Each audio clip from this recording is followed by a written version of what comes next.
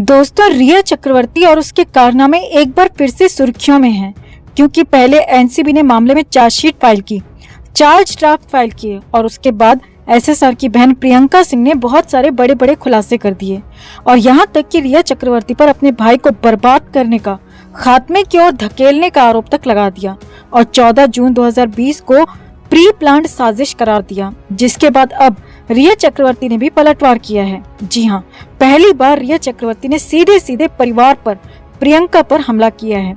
घमंडी, झगड़ालू, न जाने क्या क्या कह दिया और ये भी कह दिया कि भाड़ में जाए कोई भी, उसे किसी से फर्क नहीं पड़ता।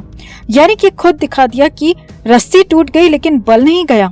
रिया के हाल खुद खराब हैं, लेकिन फिर भी वो अपनी हरकतों से, करतूतों से बाज नहीं आ रही। तो क्या क्या रिया ने परिवार और प्रियंका के लिए कहा, कैसे मच गया बवाल। रिया के पूरे बयान को आपके सामने एक एक करके डिकोड भी करेंगे और सब कुछ आपको दिखाएंगे, बताएंगे। आप भी वीडियो को लाइक और शेयर कर अपना प्यार और सपोर्ट दिखाएं और रिया की इस नई करतूत पर अपनी बात, अपनी राय कमेंट में जरूर रखें। चैनल को सब्सक्राइब कर चैनल के साथ जुड़कर हमारी आवाज बने। तो रिया चक्रवर्ती के हालात खुद ही बेहद खराब हैं। जो रिया करीब 1.5 साल पहले जमानत मिलने के बाद खुद को बरी होने जैसा दिखा रही थी, रिया चक्रवर्ती ऐसा जता रही थी कि जैसे उसे सभी कोर्ट ने सभी केसेस में बाइज्जत बरी कर दिया है और बकायदा उस पर लगे आरोपों के लिए माफी तक मांग ली गई है। मगर अब एक बार फिर से रिया की जान आफत में है। रिया चक्रवर्ती को 10 साल तक की सजा होने की बात कही जाने लगी है। जी हाँ, एनसीबी ने जो चार्ज फ्रेम किए हैं, जो ड्राफ्ट आरोपों का दिया है, उसके मुताबिक रिया चक्रवर्ती को कम से कम 10 साल और अगर कोर्ट ज्यादा ही कन्विंस हो गई तो फिर तो 20 साल तक की सजा हो सकती है। अब इन सब के बीच प्रियंका सिंह ने रिया पर बड़ा आरोप लगाया था और प्रियंका ने कहा था कि रिया ने उसके भाई की जिंदगी बर्बाद कर दी और एक तरह से रिया को प्लांट करके सुशांत की लाइफ में लाया गया और रिया ने प्लानिंग के साथ सारे कामों को अंजाम दिया। और यही नहीं, प्रियंका ने यह भी कहा कि वो तो और भी बहुत कुछ बोल सकती है, लेकिन कानून की वजह से हाथ बंधे हैं। यानी कि रिया चक्रवर्ती का कच्चा चिट्ठा प्रियंका ने खोल दिया। अब रिया की पोल खुल गई, रिया की बातों का खुलासा हो गया तो रिया बेचैन हो गई, तिलमिला उठी, बिलबिला गई। जी हाँ, ऐसा ही कुछ हुआ है और इसीलिए तो रिया चक्रवर्ती ने एसएसआर के परिवार पर सीधे सीधे हमला बोल दिया है, प्रियंका सिंह को निशाने पर ले लिया है। हालांकि रिया ने किसी का नाम तो नहीं लिया, मगर साफ है कि रिया ने जो कुछ भी कहा है, लिखा है, वो प्रियंका के लिए, उसके परिवार के लिए ही है, जिसमें रिया ने साफ कह दिया कि उसे किसी से फर्क पड़ता नहीं है, भाड़ में जाएं ये लोग। तो रिया चक्रवर्ती ने अपनी इंस्टा स्टोरी में एक नोट शेयर किया है जिसमें बहुत सारी बातें लिखी हैं, तो आपको बताते हैं और डिकोड भी करते हैं एक एक बात। रिया चक्रवर्ती ने सबसे पहले लिखा कि शोर से ऊपर उठो, अहंकार से ऊपर उठो। यानी कि प्रियंका सिंह की बातें, प्रियंका का बोलना रिया को शोर लग रहा है, प्रियंका का खुलासा रिया को अहंकार लग रहा है, प्रियंका का अंदाज रिया को खराब लग रहा है और इसीलिए कहा कि शोर और अहंकार से ऊपर उठो। रिया चक्रवर्ती ने आगे लिखा, इतना ऊपर उठो कि वो तुम पर सिर्फ उंगलियां उठा सके, क्योंकि तुम जहाँ हो वहाँ कभी वो हो ही नहीं सकते। अब इसका मतलब समझिए, रिया चक्रवर्ती यहाँ कहना चाहती है कि वो प्रियंका सिंह या फिर उनके परिवार से बहुत ऊपर है और प्रियंका की बातों से, प्रियंका के खुलासों से उसे कोई फर्क नहीं पड़ता, क्योंकि वो प्रियंका और एसएसआर के परिवार की गिनती ही नहीं करती और उन्हें मानती तक नहीं है। और वैसे भी प्रियंका के पिता केके सिंह भी पहले कह चुके थे कि रिया चक्रवर्ती उनके बेटे को बर्बाद कर रही थी और अपने बेटे से उन्हें मिलने तक नहीं दिया जाता था, अपॉइंटमेंट लेने को कहा जाता था और भी बहुत कुछ। यानी कि 14 जून के पहले भी प्रियंका, केके सिंह या फिर उनके परिवार से रिया को कोई मतलब नहीं था और अब तो बिल्कुल भी नहीं है। जी हाँ, सुशांत की दौलत, उसकी शोहरत, उसके बॉलीवुड में संबंधों से प्यार जरूर था, सरोकार जरूर था, लेकिन उसके परिवार से बिल्कुल नहीं। आगे देखिए, रिया ने आगे लिखा, तुम शांति में हो, तुम प्यार के साथ उड़ रहे हो। अब यहाँ पर साफ साफ एसएसआर को बीच में लाया गया और यहाँ पर रिया ने दिखाने की कोशिश की है कि प्रियंका सिंह अपने भाई को लेकर सिर्फ दिखावा कर रही है और वो ही असली प्यार करती है।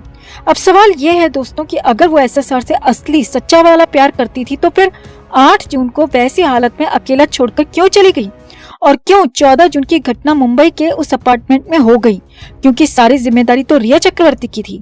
परिवार को उसने मिलने से रोक दिया था, बाकी किसी को मिलने देती नहीं थी। ऐसे आरोप लगते रहे थे और वही सब कुछ वहाँ पर देख रही थी। यानी कि सवाल पूरे पूरे खड़े हो रहे हैं रिया चक्रवर्ती पर, उसकी बातों से यहाँ पर रिया पर आरोप लगने जा रहे हैं। आगे देखिए, इसके बाद रिया चक्रवर्ती ने लिखा, उन्हें हैरान कर दो, तुम काफी हो, तुम कंप्लीट हो, तुम जैसे हो प्यारे हो, उन्हें तुमको कुछ भी मत बताने दो। अब यहाँ पर रिया चक्रवर्ती खुद को ऐसा दिखाने लगी कि जैसे वो सबसे बेहतर है और किसी को भी उस पर उंगली उठाने का हक नहीं है। खुद को सबसे बेहतर, सबसे शानदार बता दिया और ये भी कह दिया कि जिसे जो कहना है कहने दो, भाड़ में जाएं ये लोग और चलते रहो। अब यहाँ पर एक और बात साफ है, प्रियंका सिंह की बातों से, खुलासों से रिया चक्रवर्ती को तीखी मिर्ची तो जरूर लगी है और रिया को अपनी काली करतूतें भी याद तो आ ही गई होंगी और इसीलिए तो रिया चक्रवर्ती ने भी ये जवाब देते देर नहीं लगाई और बहुत कुछ कह दिया, जिससे साफ है कि रिया अब भी मुगालते में जी रही है। जी हाँ, इसे मुगालता ही कहा जाएगा क्योंकि उसे अब भी लग रहा है कि वो अब भी बच जाएगी, अब भी उसका कुछ नहीं बिगड़ेगा, कुछ नहीं होगा, कोई उसका कुछ कर ही नहीं पाएगा, बिगाड़ ही नहीं पाएगा। लेकिन कानून जब अच्छे अच्छों को नहीं छोड़ता तो रिया चक्रवर्ती किस खेत की मूली है। और ऊपर से प्रियंका सिंह के खुलासे ने तो नई उम्मीद चाहने वालों को, परिवार वालों को भी दे दी है। और अब एनसीबी के चार्ज जैसे ही प्रेम होंगे, ट्रायल शुरू होगा तो एनसीबी के इस केस में तो फिलहाल पूरी उम्मीद दिख रही है कि रिया चक्रवर्ती का काम तमाम होगा। रिया चक्रवर्ती किसी लायक बच नहीं पाएगी। तो आपका रिया चक्रवर्ती के इस पूरे बयान पर, रिया के इस अंदाज पर, परिवार को घमंडी कहने पर, प्रियंका सिंह पर सवाल उठाने पर क्या कहना है? कमेंट में आप भी अपनी बात, अपनी राय जरूर रखें और वीडियो को लाइक और शेयर कर अपना प्यार और सपोर्ट भी जरूर दिखाएं।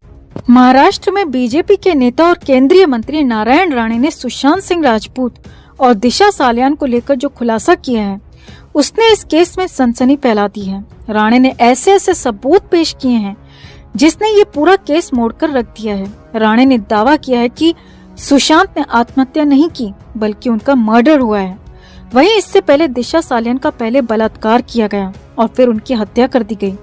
दिशा पार्टी में जाने से मना कर रही थी लेकिन उन्हें जबरदस्ती पार्टी में बुलाया गया, फिर बलात्कार कर उनकी हत्या कर दी गई। जिस बिल्डिंग में ये सब हो रहा था वहाँ का सीसीटीवी 8 जून से पहले तक सही था। राणे के मुताबिक 13 जून की सीसीटीवी फुटेज को गायब कर दिया गया है। इतना ही नहीं, बिल्डिंग में आने जाने वाले लोगों की एंट्री दर्ज करने वाले रजिस्टर के पन्ने 8 जून के बाद से पटे हुए हैं। राणे ने कहा सुशांत ये जान चुके थे कि दिशा की हत्या हुई है, वो इससे जुड़े कई खुलासे भी करने वाले थे, इसीलिए उनकी हत्या कर दी गई।